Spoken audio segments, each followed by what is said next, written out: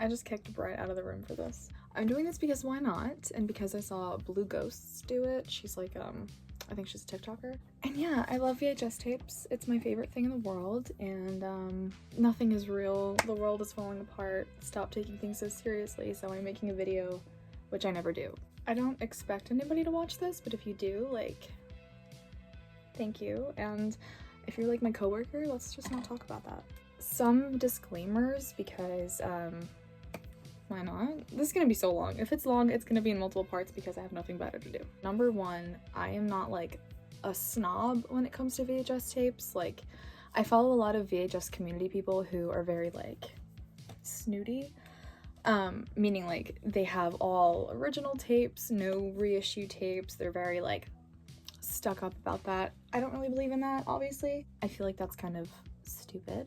Obviously original tapes are really cool to have, and like I have a couple, you know, but you know, I don't actively seek this out. It's not that serious. Also, my collection is not huge. It's humble, it's cute. I've been collecting for a few years, but it's only been like semi-recently, the past couple years, where I've been actively trying to grow my collection because it makes me really happy. And I finally have a beautiful CRT TV that I love.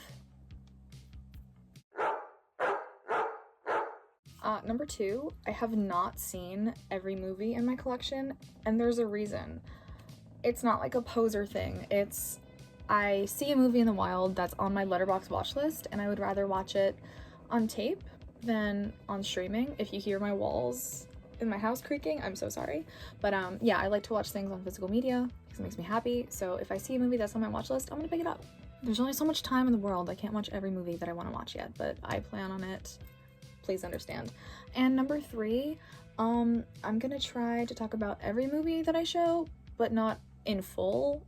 This can't be like a 3-hour long video. It could be. I could talk about these forever, but you know, to the one person that's probably watching this, I don't want to bore you too much, okay? I want to keep you around a little bit. I think I'm gonna start with my favorite tapes that I have, the ones that like I knew I needed to get. It wasn't just like, oh yeah, that's cool, I'll buy it, I'll pick it up. Or like I see this in a store and I'm like, yeah, why not? I'll add it to my collection. Some things are fun to just throw on in the background, but these tapes that I'm gonna start with, heaters, bangers. I'm also gonna sprinkle some other favorites in the mix. I'm not gonna do all the bangers at once, but I'm gonna do some of the bangers at once. So, some of these tapes I've had since I was a kid in my whole collection, not just my favorites. Some I've gotten on eBay, some were gifted, some I get from Instagram VHS tape sales. I've acquired all of these tapes through different means. So yeah, let's just start with a couple really good ones. Okay, so speaking of, I'm not a snob when it comes to original release of tapes. I'll get a re-release. I just want to own the movie. If it makes me happy, I want to have it. Good example, Killer Clowns from Outer Space. And I know this lighting is really bad. That's fine. Killer Clowns. So this is the Midnight Movies re-release. I believe it's from the 2000s. Yeah, the year 2000. I have seen people that I follow that are VHS fanatics like myself, but like they're on like a different scale. They specifically clown on people that have the Midnight Movies one because it's from the 2000s. It's not from the 80s. It's not as like coveted as the original tape. This is not as expensive as the original tape would be. I personally don't have hundreds and hundreds of dollars to spend on one single tape. I don't get paid enough for that. So this was actually gifted to me. I didn't buy this, but like I said, it would be way less expensive. It's still beautiful. Like I said, I don't care when this was released. If it's on VHS, I want to own it. Killer Clowns is fucking amazing. If you haven't seen it, I don't know how that's possible. It has blown up in the past couple years. If you've been a Hot Topic, Spencer's, Spirit Halloween, it's everywhere. I plan to get a Killer Clowns tattoo one day. Shorty is my boy. I have Killer Clown stuff all over the room. I love practical effects. I love cheesy 80s movies. I love clowns. It's so bad it's good, but it's not even bad. It's just good. So this next one I have been wanting for years, and I honestly don't remember where I got it. I think it was eBay. I think I finally found it for like a not crazy price on eBay, and that is Dead Alive. So this is a New Zealand movie. It also goes by the name Brain Dead, so if you haven't heard of Dead Alive but you've heard of Brain Dead, it's the same movie. This is from the 90s. I don't know if this is... Sorry, I'm trying to find what year this tape came out. No fucking clue. Yeah, this is a splatter horror movie. It's like a black comedy. It is so gory. Probably one of the most gory movies I've ever seen, but it's hilarious. Like, it's not too serious of a movie. Cover's beautiful. I first saw this for the first time when I was a child, so probably too young. I was probably like 8 years old.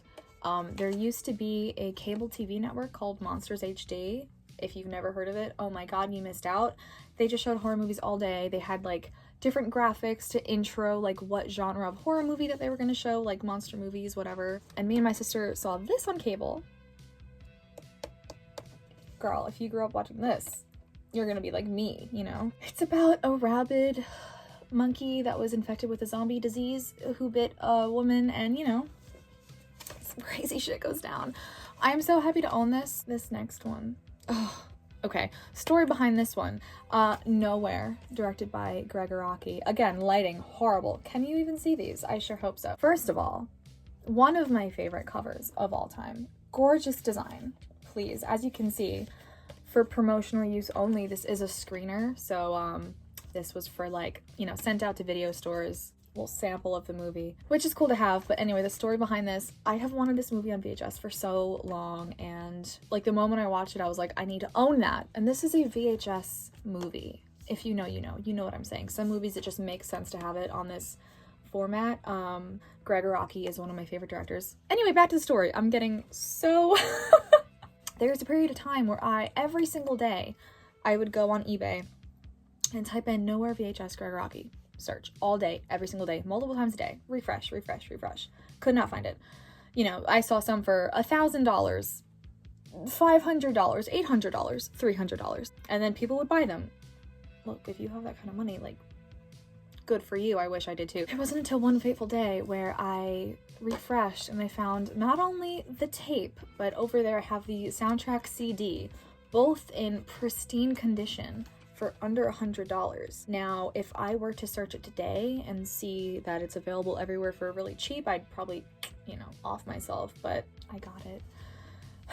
We did it. This movie is ridiculous. It's hilarious. It's fucked up and dark. It's perfect. Greg Araki is incredible. Probably my favorite director after David Lynch. His brain, his mind power, galactic. His music taste, the soundtracks are always so good. The writing is ridiculous. Like, the 90s had its own language. This gritty 90s weirdo underbelly genre of film is so up my alley. Do I have pieces of hair standing up? Probably. It's fine. Ignore it. Please watch this if you haven't. It's not for everybody, but it's for me, baby. I'll tell you that. Speaking of Greg Araki, if I could just find this in my little pile. Here we go. The Doom Generation. Another tape that I really wanted, and I bought myself a copy on eBay, and I was also gifted a copy, so I do have two of them. I think this might be my busted copy. It's a little bit, obviously the sleeve is a little busted, but so happy to own this. Yeah, this is an original tape as well. I know I said I don't care. I promise I don't. It is cool to have originals, but there are no re-releases of Greg Araki. I mean, his movies came out on VHS, if they did, and when they were all gone, that was it. And Criterion did just release the trilogy 4K thing, so that's cool. But as far as tapes go, yeah, it was a one and done. The title card of this movie says, a heterosexual film by Greg Araki. He lied. This is the most bisexual movie I've ever seen. Yeah, it literally says a heterosexual movie on the thing. Lies. Bisexual people understand. If you've never seen it, go watch it. I'm gonna say that about every movie I say. James Duval changed the world. I think this is one of Rose McGowan's first movies, if I'm not mistaken. This is sexy, it's fun, it's stupid, it's weird. The set designs are gorgeous. Basically, if like my brain threw up, this is what you would see. Up next, if you know me, you know, House of a Thousand Corpses. This is one of my favorite movies of all time. All of these movies are that I'm showing first. But this movie just kind of grew on me the more I saw it throughout the years. I don't know if you could see the giant Rob Zombie doll behind me, but I fucking love Rob Zombie with all my heart and soul. This is his only, like, really good movie. Although, I understand that this is not everyone's cup of tea. I know people that hate this movie. I know people who I have the same opinions as, for the most part, that despise this movie. Basically, if you get it, you get it. If you don't, you don't, and that's okay. If you look around our room, House of a Thousand Corpses is everywhere. Sherry Moon Zombie, love you, girl. This is pretty much like a horror music video style movie. that made no sense, but it makes sense. It's dumb, yes. Like, when I first watched it years ago before I loved Rob, I was like, okay, that was kind of stupid, but why'd I kind of enjoy it? And then I just kept rewatching it, and I was like, oh, so this is perfect. So this is incredible. So this is what movies should look like. I love Rob's music. His music is all over this thing. It's fucking great. I don't know if you don't like it. Maybe we're not the same type of person. Next up, so this is popcorn.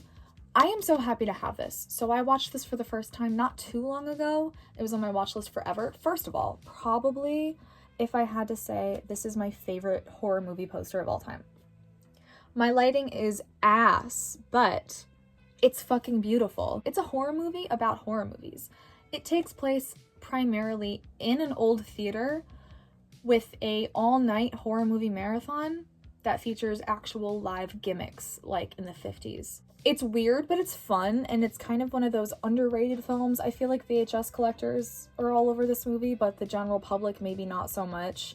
It's campy, it's mysterious, it's goofy, but it's so fucking cool. If you love horror and you love movies set in movie theaters, which I do, I just think it's like, it's meta in the best way. Oh God.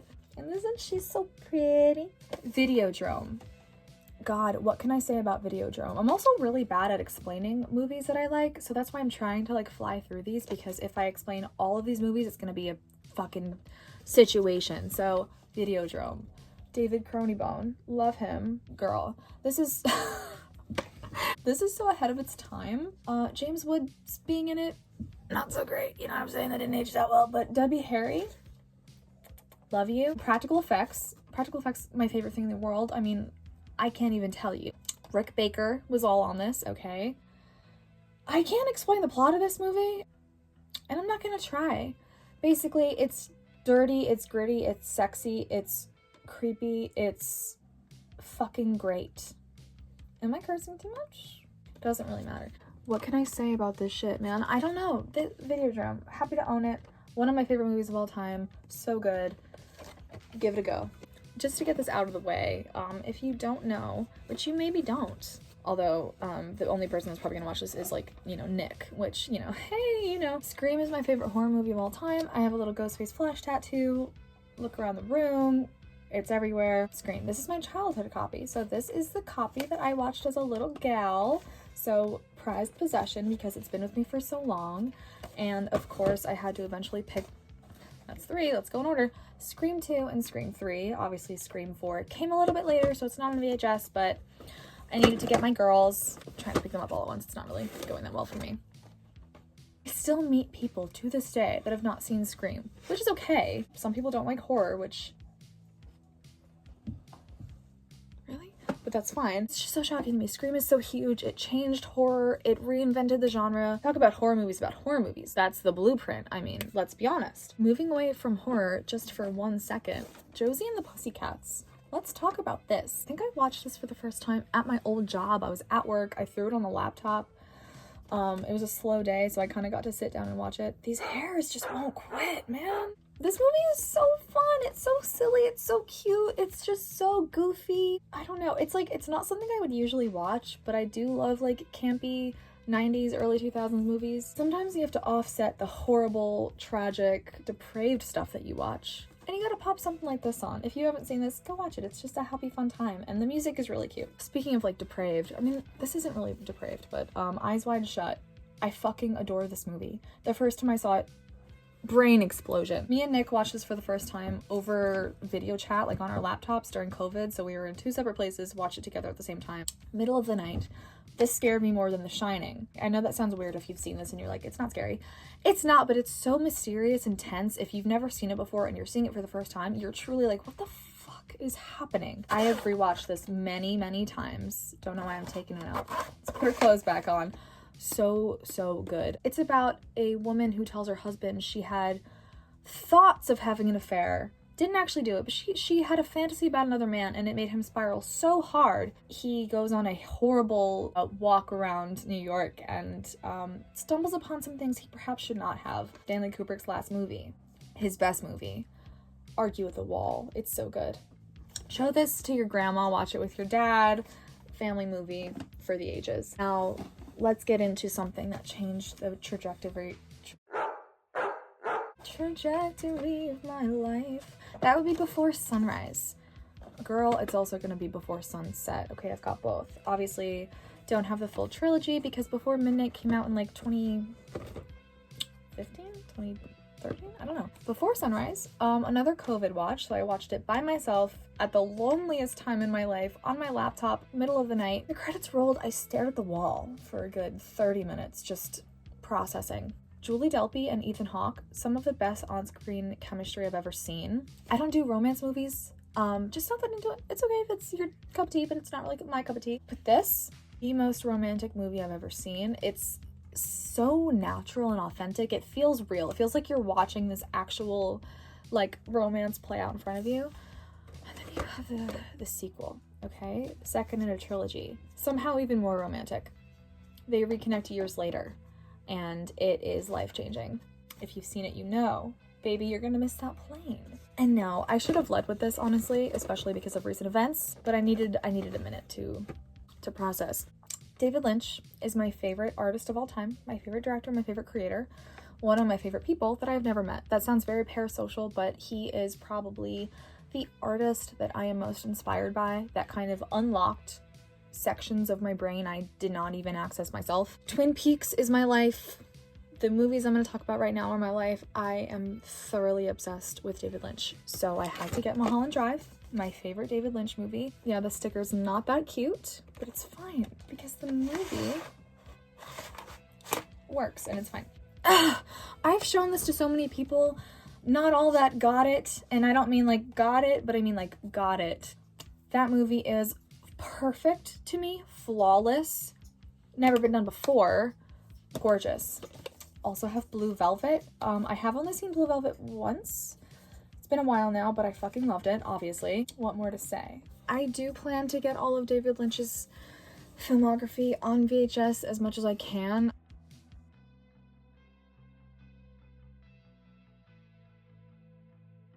Some are very hard to come by, some not so much, but for example, like Fire Walk with Me, I would kill my whole family to have, really. And while we're on the topic of David Lynch and Twin Peaks, oh my god, the Twin Peaks box set. This does not include the pilot, this includes episode 2 to episode 22 of season 2. So I've been looking for this for so long. It was highly unattainable from what I know. And then one day at my favorite secondhand store, it was spotted. Nick spotted it, and he was gracious enough to let me take it home. Oh my god. I can't even begin to tell you how much owning that means to me. It is gorgeous, it's perfect, it's beautiful. Twin Peaks, one of my favorite creations of all time. Owning anything I love that deeply on VHS just means the world. It means the world. Since I showed off my Scream collection, only 3 of them, but I have the entire Nightmare on Elm Street collection. Some of these are upside down, don't worry about it. Some of these tapes are also from my childhood, so this original A Nightmare on Elm Street tape. Yeah, the sleeve is a little worn, like I said. This is a copy I watched as a kid. This is how I saw this movie for the first time. It's incredible to still own. I think up to A Nightmare on Elm Street 4, these are from my childhood, so these are all tapes I grew up watching. Again, I saw stuff as a kid that you shouldn't watch as a kid, but it created the horror lover you see before you today, so very meaningful to me. Also, Nightmare on Elm Street 3 Dream Warriors, the best one in the series, my personal favorite, so that's why I said it's the best one. If you disagree, that's totally fine. I love her to bits. These two I think I got from VHS claim sales.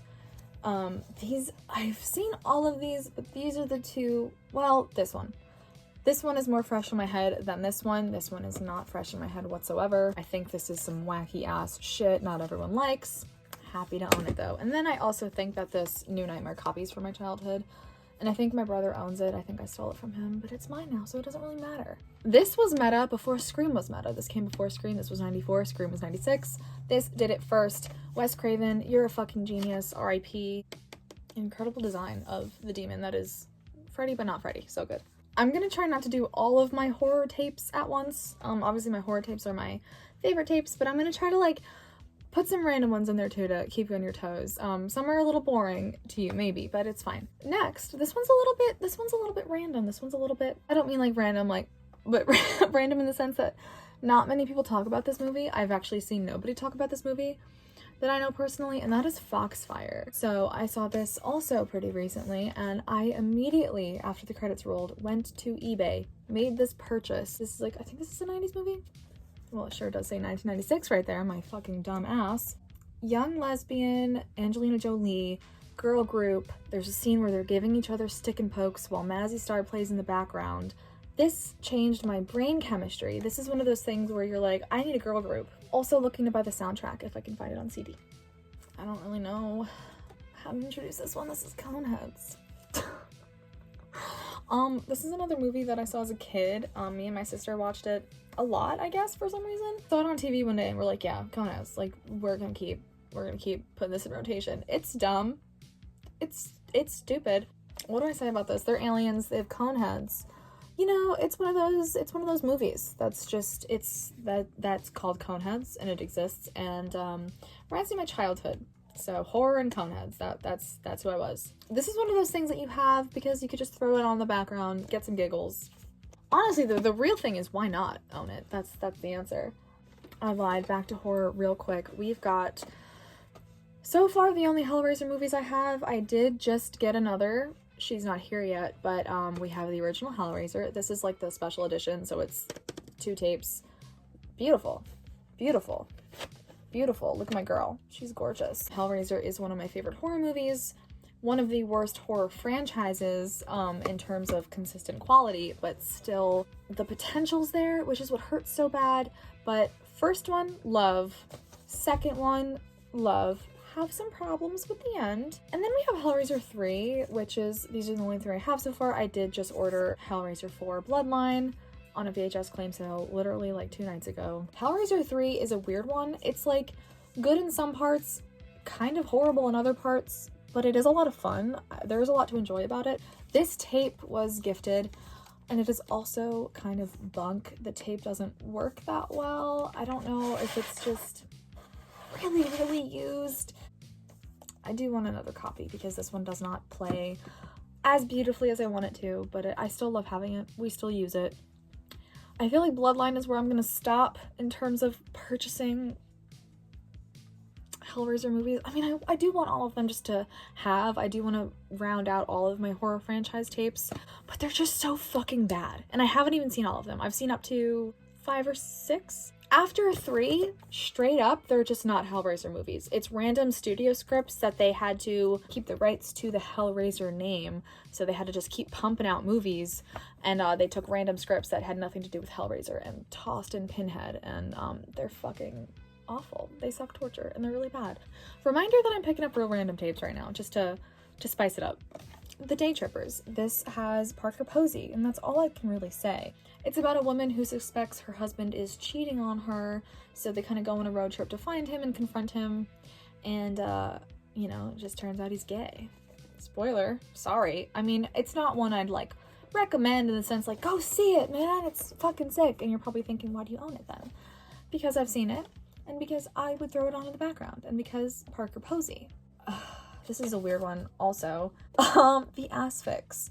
So, story behind why I own this or why I saw this movie. Me and my brother were following a list on Fangoria called Fangoria's 101 Best Horror Movies You've Never Seen. So recommending underrated, slept on horror movies. Spoiler alert, the entire list so far, and we're pretty deep into the list, is absolute dog water ass shit from a butt. But this wasn't. This was a cute little weird one. I think I gave it like a nice little 3 stars or 3.5 stars. It's like something that you would find at a video store. You've never heard of it. You take it home, you watch it, and you're like, oh, okay, yeah, sure. And then we have Psycho. This isn't really one I really have to talk about either. This is, you know, it's Psycho.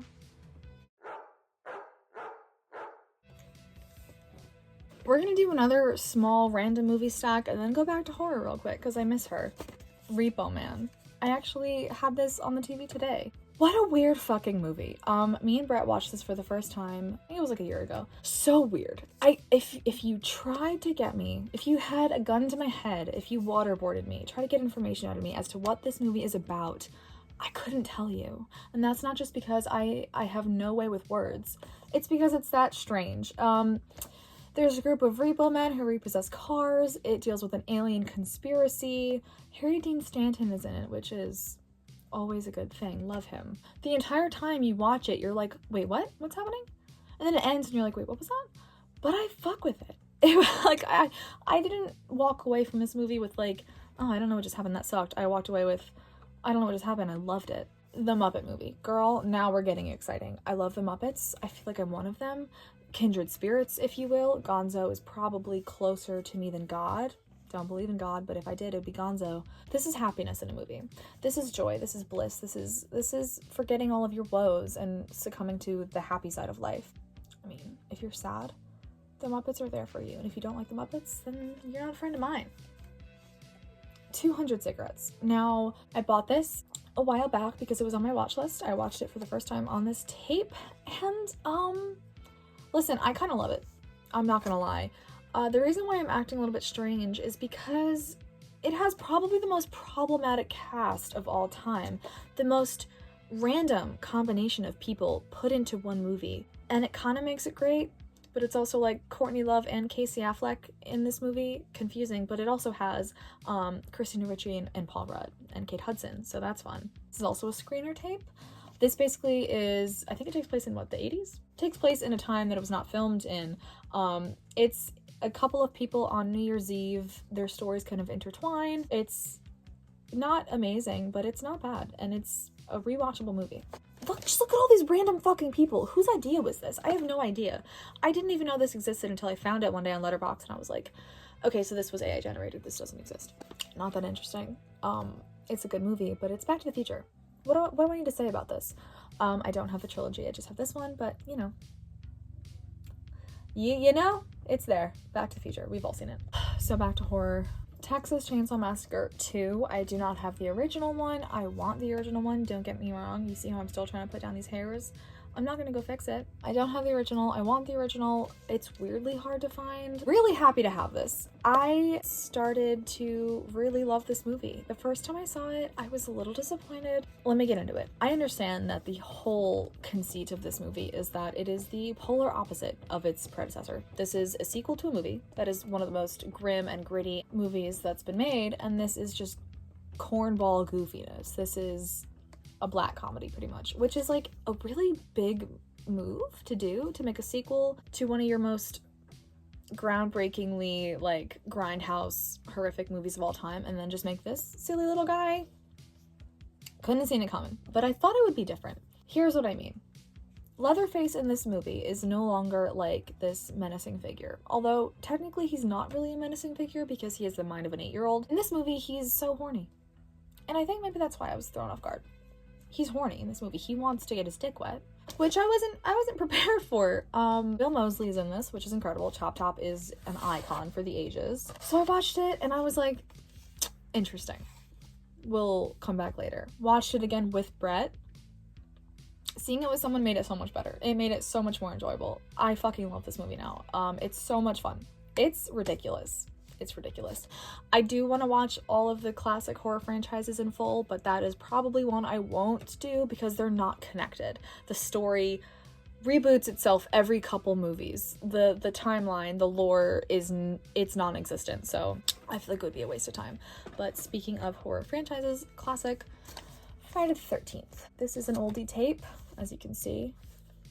This movie, we all know it, we've all seen it. Not that good. I know that's unpopular to say, but I feel like people are starting to say it now. I feel like it's the cat's out of the bag. This movie is kind of fucking boring. I have never really gravitated towards Friday the 13th. It's like mildly enjoyable. I don't dislike this movie at all, but it is a very like background movie. It's like a summertime, throw it on in the background, hear the crickets, hear the campfire ambiance. I mean, as a movie, it's mediocre at best, and I think that's largely because of the fact that it was just trying to ride off of the success of Halloween, and that's literally why the movie was made. I think my favorite in the franchise I've seen so far is 5. Continuing with horror franchises, it's so funny because I feel like I'm not really introducing these in a very positive light at all, which is kind of weird. I still respect all of the horror franchises except for Hellraiser. You piss me off, although, you know, still love it. Convoluted. You know, life is full of conflicting emotions. Halloween. So I do love the original Halloween. I do love the atmosphere of this one the most. It's, you know, this is the first one, so it came out in a bubble. You don't really expect sequels. It's eerie. It's, like I said, atmospheric. The music, John Carpenter's music, is fucking beautiful. Introducing a horror icon is always fascinating. This is the blockbuster copy, as you can see, of course. This is my favorite in the franchise. That's not an interesting thing to say. I have not seen all the Halloween movies. I have seen, I'll tell you which ones I've seen. I'll get there in a second. But I do want to own all of them because I want to watch all of them. Michael Myers is just not that interesting to me. I know he's like the shape of evil, the embodiment of evil. Listen, I like the guy. I'm a fan. But I don't worship the ground that Michael Myers walks on like some people, and that's okay.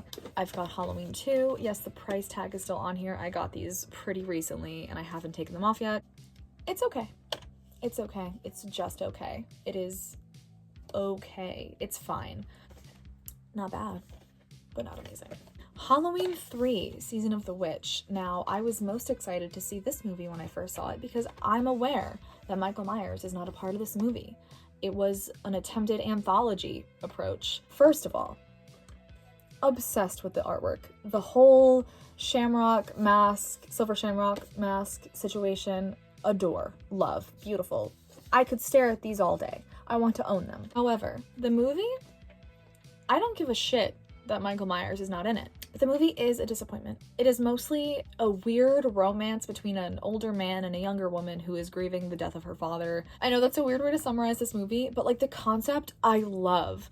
I fucking love. And then most of the movie is just this character you don't give a shit about who's an asshole, and we have to follow him being a little detective. Conceptually, I love the name. I love the name Season of the Witch. I love the masks. I love the idea of like making evil masks that kill children. Perfect. There's a lot to love about this movie. Maybe I'll love it more on a rewatch, but the first time I saw it, I got my hopes up. Still care about it enough to own it, but I got some problems. Halloween 4, price tag still here. By the way, these two were both $15. I feel like that might be a little bit steep, but they are in pretty good condition, so maybe that's why. The sleeve is pretty well kept, and I really do want to own them. So I saw them in person and I was like, I have to grab these. Have not seen this one. I will see it. Can we just look at this ugly bitch?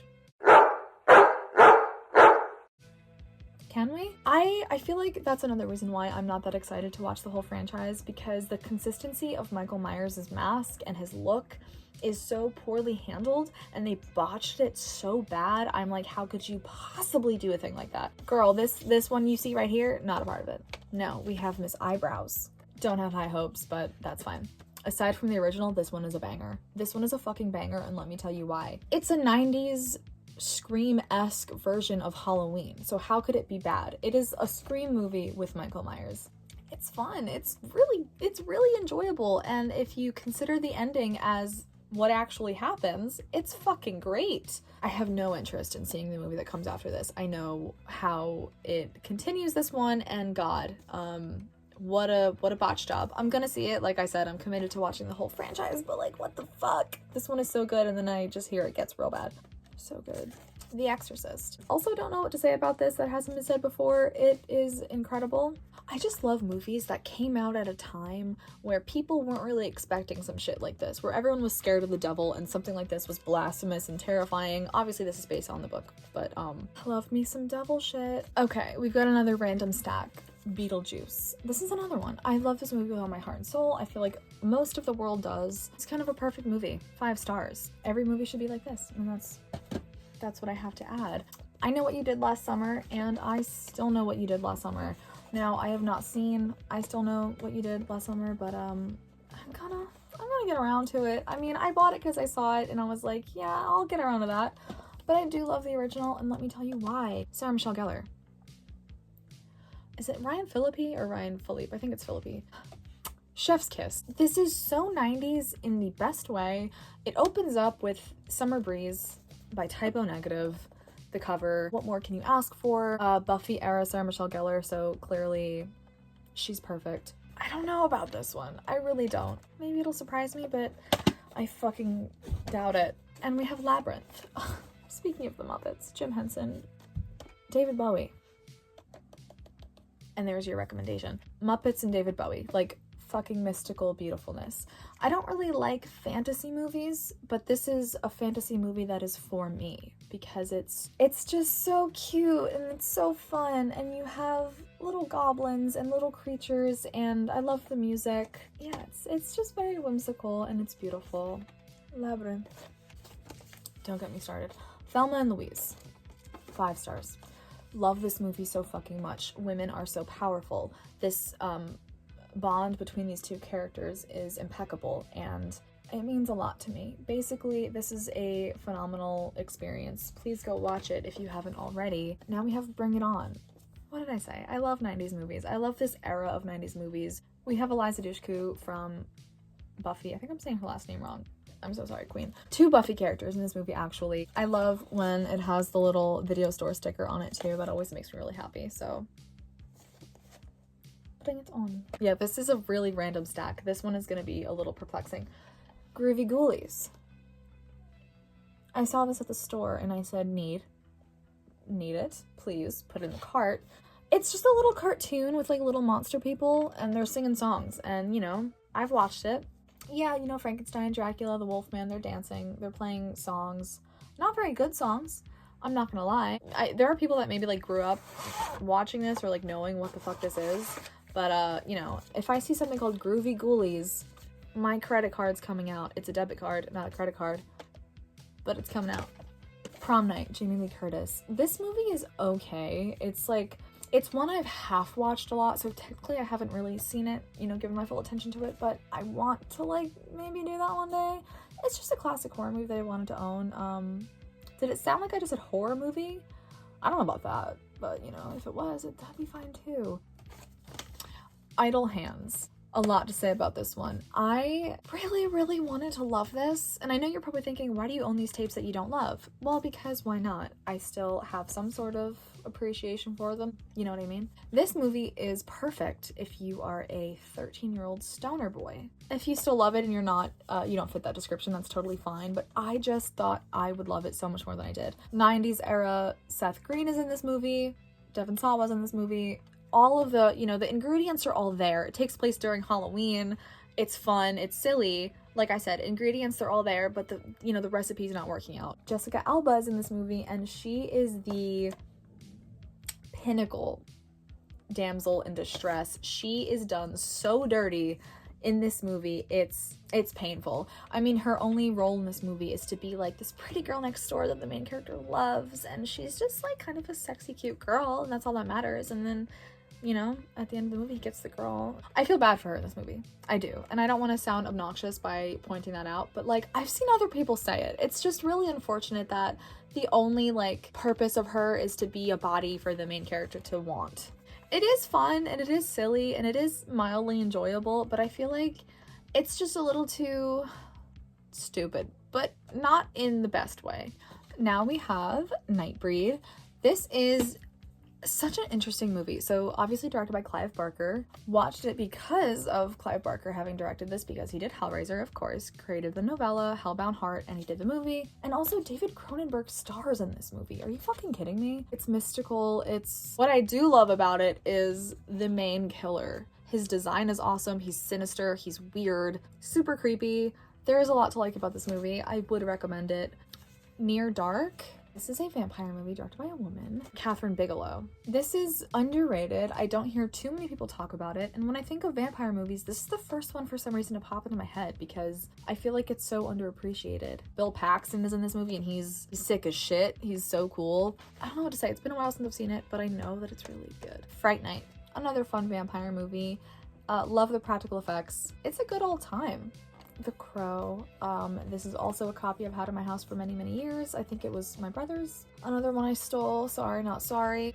It's insane, but I did only see this for the first time a couple months ago, so semi-recently. I am so mad at myself that I only just saw this movie. It is beautiful. Obviously, the story of Brandon Lee is heartbreaking and devastating and tragic, and just the fact that it even happened to begin with is absolutely insane, but his work in this movie is so beautiful, and his character of Eric Draven means so much to me. If I saw this when I was 13, my brain chemistry would altered forever. My life would change, and it kind of did already after seeing this.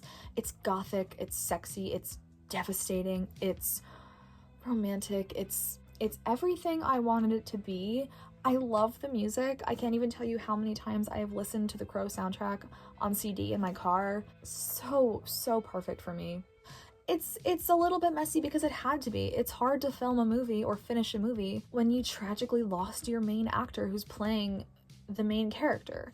I mean, there's a lot of workarounds they had to do, but they did it, and I love this movie so much. It can't rain all the time. Clueless. Now get you a girl that can do both. I am a spooky bitch till I die. But Clueless has to be one of my favorite things of all time. It is pure joy. This is probably my top comfort movie. I know every line. I've seen this 9 million times. Perfect outfits, perfect music. It's so just like bubbly, poppy 90s, bright colors, legendary, iconic, classic. I mean, it really speaks for itself. Girl Interrupted. I fucking love this movie so much. Anything that Winona Ryder touches turns to gold. Angelina Jolie as well. This is one of those movies that I saw as like an early teenager. And you know when you see something like this and you just like, you kind of like stare at the window and you just kind of feel like you just elevate it a little bit. Adore. Cruel Intentions. Give me a second. Walk with me. This movie, I fucking love. It is trash. I'm not gonna deny that. It is kind of bottom of the barrel. It is problematic in more ways than one, but it is so fucking good. Shall I say again, 90s era Sarah Michelle Gellar. It's sexy, it's dangerous, it's naughty, it's fun, and it makes me cry. Did it age well? Absolutely not. In my opinion, maybe it did, maybe it didn't. I think the public would say no. My little gutter skunk creature brain thinks yes. Dazed and Confused. I believe this is also a screener. Another movie that I love. I love movies that are just, you know, the characters just talk the whole time. It's just a day in the life of people, which is Richard Linklater's whole entire thing, which is why I love Before Sunrise and Before Sunset and Before Midnight so much. I want to be in this movie. I want to be a teenager in the 1970s having my last day of school and going to a party. It's laid back, it's funny. I mean, do I need to explain Dazed and Confused to you? During COVID, for some reason specifically, that was a big movie time. Obviously, people had nothing else to do and they were home, so I watched 9 million movies, but this was one I rewatched a lot just to fall asleep to because it comforts me. The Craft, obviously, 90s, witches, Neve Campbell. What more can you ask for? We need more witch movies that are good. I have rewatched this many a time as well. Love it very much. Go. This movie is fucking great. I have seen this described as if Quentin Tarantino and Greg Araki had a baby. Makes so much sense if you've seen this. It's ridiculous. It's great. Elvira, Mistress of the Dark. I am a huge Elvira and Cassandra Peterson fan. I love her so much. It's a stupid good time. Do I wish she had a more Halloween-y movie? Yes, I know her sequel movie to this, which I've not seen, is a little bit more spooky, but not entirely. I still love her. I would follow her to the ends of the earth.